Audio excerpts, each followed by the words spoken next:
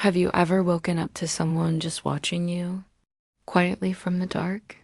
Have you ever felt that primal terror when you realize you're being hunted by something that doesn't follow normal human behavior? I did. And what happened to me over 3 terrifying weeks will make you question every shadow, every sound, and every moment you feel alone at night. I live in what most people would call a safe neighborhood. Quiet streets, friendly neighbors, the kind of place where kids still ride bikes until sunset. My house sits right next to a small wooded bridge that connects our street to the main road. It's picturesque during the day, almost charming with its weathered wooden railings and the gentle creek flowing underneath. But at night, that bridge becomes something entirely different. One night in late October, I was walking my dog around 11 p.m. The streetlights were dimmer than usual, casting long, distorted shadows across the pavement. The air carried that crisp autumn chill that makes you pull your jacket tighter. As we approached the bridge, my dog suddenly stopped walking. His ears perked up and a low growl rumbled from his throat. That's when I saw something that made my blood run cold. A man was standing in the shadows by the old bridge, completely motionless, arms outstretched like a scarecrow. But this wasn't a decoration or a prank. His face looked ghostly pale in the moonlight, and his clothes seemed to blend with the darkness around him. The air felt thick, almost suffocating. My dog whimpered and pulled backward, desperate to get away from whatever he sensed. I told myself it was just a trick of the light, maybe someone who had too much to drink, and I forced myself to keep walking. But my hands were shaking as I hurried past. The next night, curiosity got the better of me. I took the same route, telling myself I was being ridiculous. But as I rounded the corner toward the bridge, there he was again. Same exact position, same unnatural stillness. This time I froze completely. He stood there staring at the ground for what felt like an eternity. Then slowly, deliberately, he lifted his head and looked directly at me. His eyes weren't just empty, they felt hollow, like looking into a well. There was something deeply wrong about his expression, a mixture of profound sadness and barely contained rage that made my stomach lurch. I didn't walk home that night. I ran, fumbling with my keys, slamming and bolting the door behind me. For the next 3 days, I felt constantly watched, like invisible eyes were tracking my every movement. Then things escalated in ways I never could have imagined. One morning, I was getting ready for work when something outside caught my attention. Fresh footprints were pressed into the dirt beneath my bedroom window. Large, deep impressions that led in a straight line from the direction of the bridge toward my house, then circled around to different windows before disappearing back toward the woods.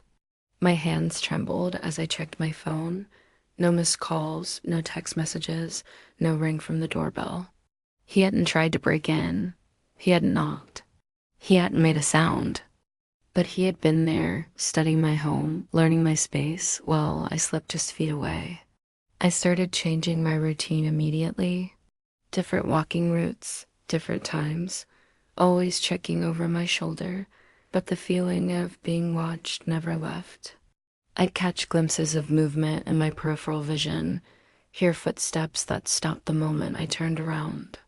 My neighbors mentioned seeing a strange man wandering the streets late at night, but when they tried to approach him, he would simply vanish into the shadows like he was never there.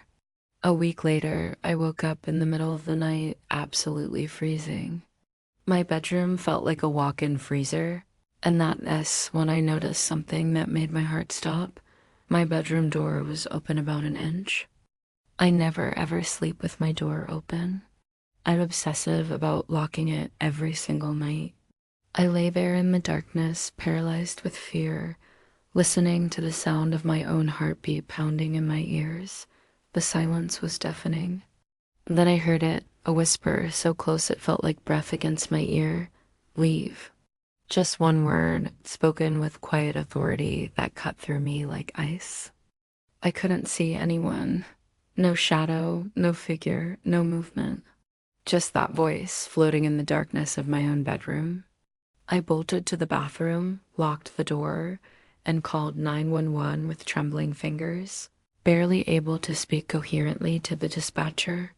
The police arrived within minutes, flashlights cutting through the darkness as they searched my property. They found more footprints, a clear trail leading from my bedroom window back toward the bridge, then disappearing into the woods. The officer who took my statement said they'd received several reports about a man matching this description.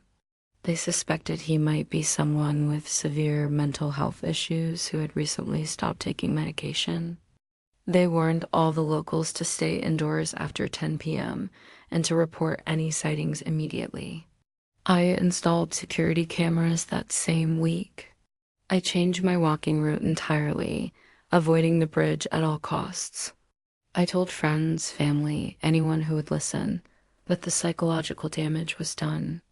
The fear had taken root deep in my mind and refused to let go. I stopped walking my dog alone after dark. I started sleeping with multiple locks on my bedroom door and a baseball bat within arm's reach. Even now, months later, I still find myself checking that bridge from my bedroom window every single night, searching the shadows for any sign of movement. He never spoke again, never made direct contact, never tried to harm me physically.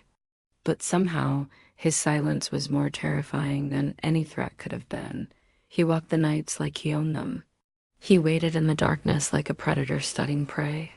And when you thought you were safe in your own home, when you believed walls and locks could protect you, he reminded you that some things belong to the shadows and they're always watching.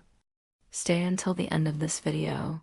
I'll share the warning signs that someone might be stalking you. What law enforcement experts say about silent predators, like this, and the simple security changes that can keep you safe when you're most vulnerable.